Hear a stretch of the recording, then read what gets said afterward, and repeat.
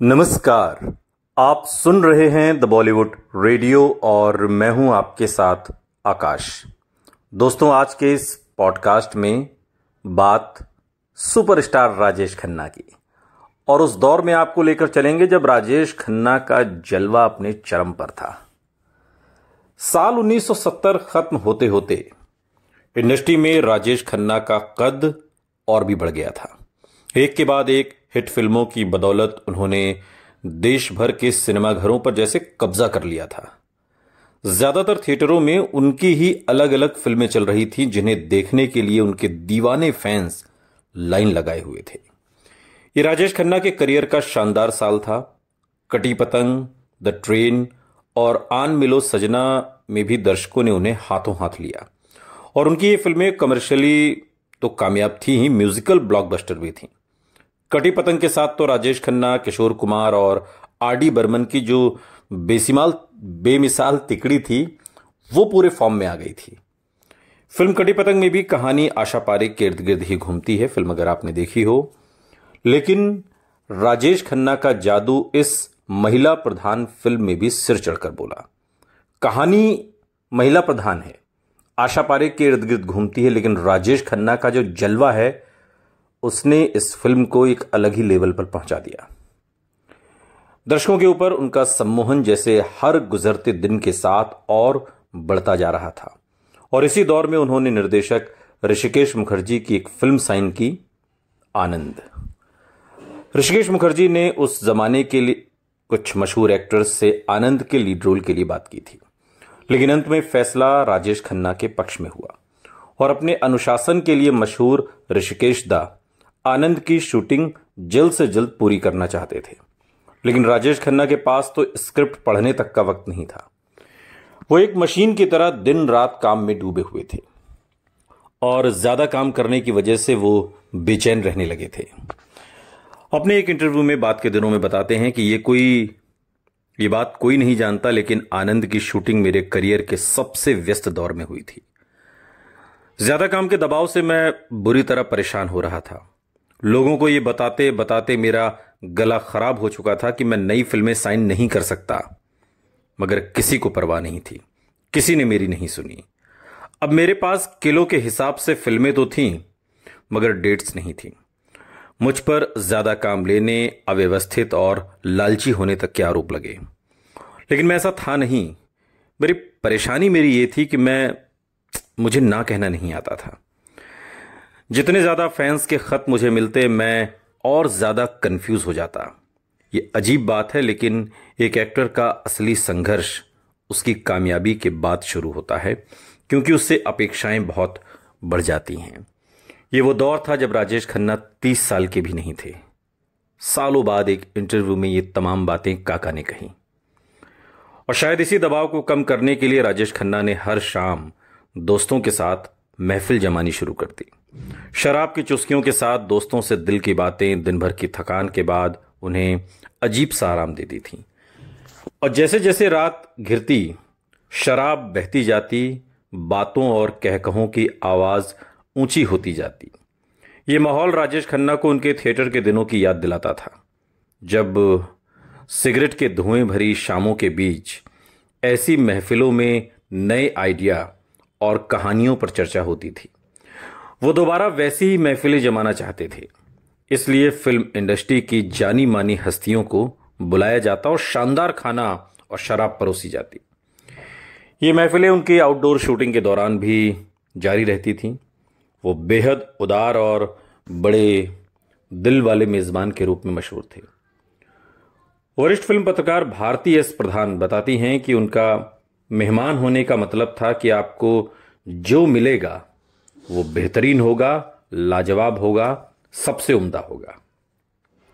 बात के दिनों में एक इंटरव्यू में भारती एस प्रधान कहती हैं कि एक बार उनके होटल के स्वीट में डिनर करते समय मैं बातों में व्यस्त थी और मेरा ध्यान नहीं गया कि हर बार जब गर्म रोटी आती थी तो राजेश खन्ना खामोशी से मेरी प्लेट से ठंडी रोटी उठाकर अपनी प्लेट में रख लेते थे, ताकि गर्म रोटी मेरी प्लेट में रखी जा सके।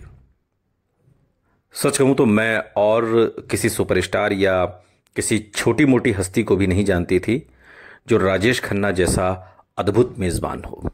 ये राजेश खन्ना की खासियत थी। लेकिन समय के साथ ये महफिलें आदत बनती जा रही थीं। थकान और दबाव से निपटने के लिए राजेश खन्ना अब इन पर निर्भर होने लगे थे। लेकिन परेशानी ये थी कि महफिल और शराब का ये दौर ज्यादातर आधी रात तक चलता था, जिसकी भरपाई राजेश खन्ना सुबह देर तक सोकर करते थे और फिर शूटिंग पर देर से पहुंचते थे। सालों बाद एक इंटरव्यू में कहा कि मेरी फिल्में जितनी ज्यादा हिट हो रही थीं, उतनी ही ज्यादा मेरी बेचैनी बढ़ती जा रही थी। एक दिन मैं सेट पर ऐसी ही सोच में डूबा था जब ऋषिकेश मुखर्जी ने मुझसे पूछा, काका तुमने आखिरी बार सूरज उगते हुए कब देखा था? मैंने जवाब दिया, दादा मुझे याद नहीं। और आखिरी बार सूरज डूबते हुए कब देखा था? मैं फिर मुस्कुरा दिया। मेरे जवाब की जरूरत नहीं थी, वो मेरा जवाब जानते थे। उस दौर को याद करते हुए राजेश खन्ना ने सालों बाद एक इंटरव्यू में ये तमाम बातें कही। राजेश खन्ना ऋषिकेश मुखर्जी को सीधी बात कहने की आदत और दार्शनिक समझ के कायल थे। ऋषिकेश दा उन चंद निर्देशकों में से थे जो राजेश खन्ना को उनके स्टार वाले नखरों के लिए डांट सकते थे। राजेश खन्ना को उनकी डांट बुरी भी नहीं लगती थी। उन्हें आनंद की कहानी बेहद पसंद आई थी और ऋषिकेश मुखर्जी के साथ काम करने के लिए उन्होंने अपनी मार्केट प्राइस से कम पैसों पर आनंद साइन कर ली थी। आनंद की कहानी में एक अहम रोल डॉक्टर भास्कर बनर्जी का भी था। एक लंबे पतले नए अभिनेता अमिताभ बच्चन ने पिछले ही साल 7 हिंदुस्तानी के साथ फिल्म इंडस्ट्री में कदम रखा था जब ये फिल्म बन रही थी। उन्हें इस रोल के लिए साइन कर लिया गया। बाद में अमिताभ ने अपने कुछ इंटरव्यूज में कहा कि उनके सेलिब्रिटी स्टेटस की शुरुआत तभी हुई थी जब सुपरस्टार राजेश खन्ना के साथ उन्होंने आनंद साइन की थी। अमिताभ बच्चन ने बाद के दिनों में एक इंटरव्यू में कहा कि मैं उनके साथ आनंद में साइन किया गया और ये एक चमत्कार की तरह था, ईश्वर की वो कृपा जिसमें उनकी वजह से मुझे सम्मान दिलाया। और जैसे ही किसी को पता चलता था कि मैं राजेश खन्ना के साथ काम कर रहा हूं, उसकी नज़रों में मेरी अहमियत बढ़ जाती थी और इस बात पर मैं खुद बहुत गर्व महसूस करता था कि मैं सुपरस्टार राजेश खन्ना के साथ काम कर रहा हूं। ये बातें सालों बाद एक इंटरव्यू के दौरान खुद अमिताभ बच्चन ने कही थी। राजेश खन्ना की असाधारण सफलता को बयां करते हुए अमिताभ ने आगे कहा, वो खुद सरल और शांत थे। जो उन्माद और फैन फॉलोइंग उन्होंने जगाई थी वो देखने वाले मंजर थे, हमने तो खुद अपनी आंखों से देखा है। हम खड़े रहते थे और काका के पीछे पब्लिक बेतहाशा दौड़ती थी, भागती थी, उनकी गाड़ियों के पीछे दौड़ती थी। 1970 के दौर में उनके फैंस स्पेन से उनसे मिलने आए थे और ऐसा पहली बार हुआ था, पहले कभी नहीं देखा था हमने। ये बातें अमिताभ बच्चन ने कही।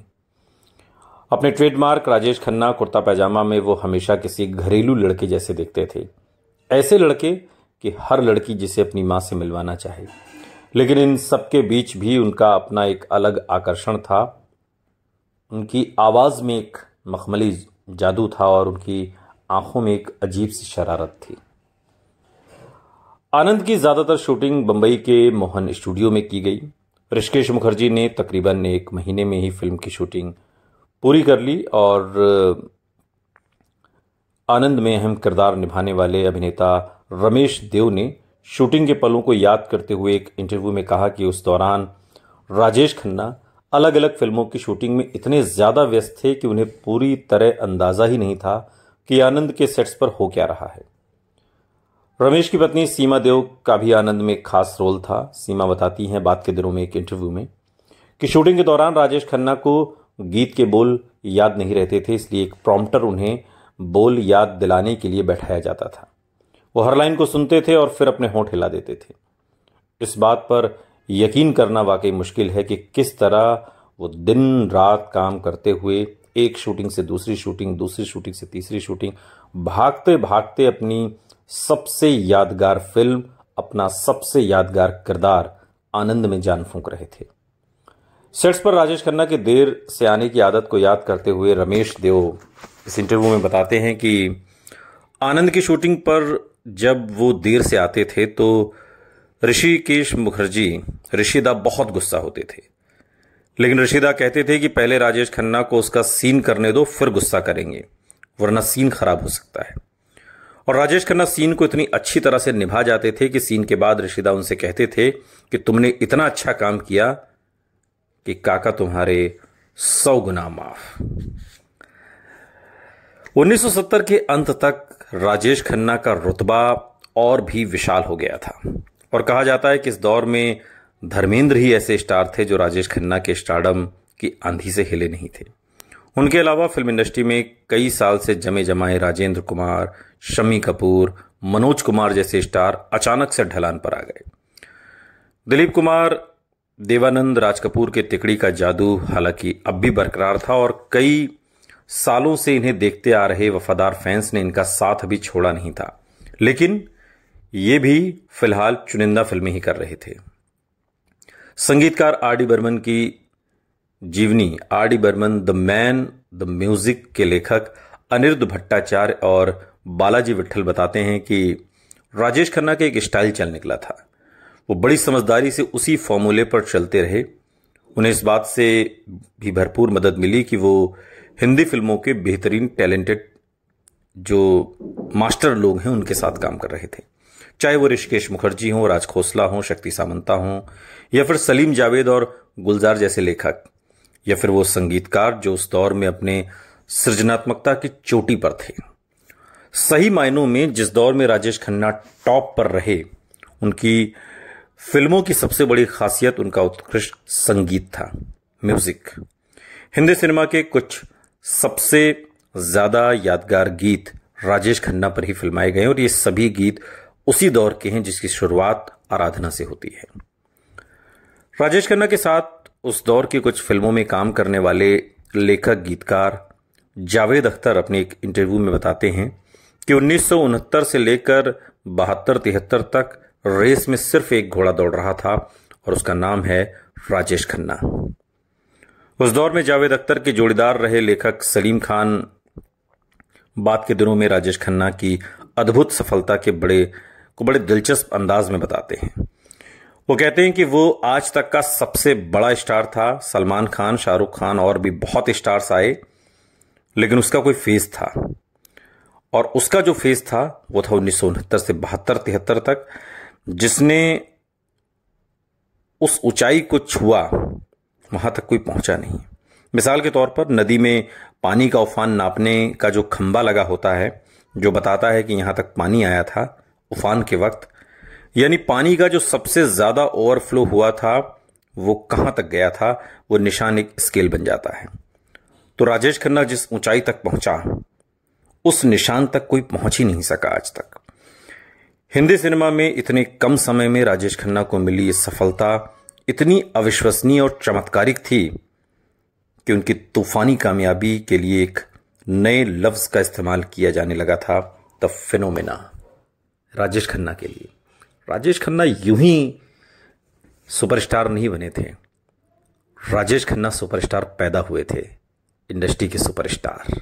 ऐसा सुपरस्टार जिसके सिंहासन को आज तक कोई डिगा नहीं पाया। यानी कि जो ट्रैक रिकॉर्ड, जो उफान, और सलीम साहब जिस तरीके से बताते हैं कि जो नदी में पानी के ओवरफ्लो को नापने का जो मीटर लगा होता है, तो राजेश खन्ना जिस ऊंचाई तक बहे, उस ऊंचाई तक आज तक कोई बहा नहीं है।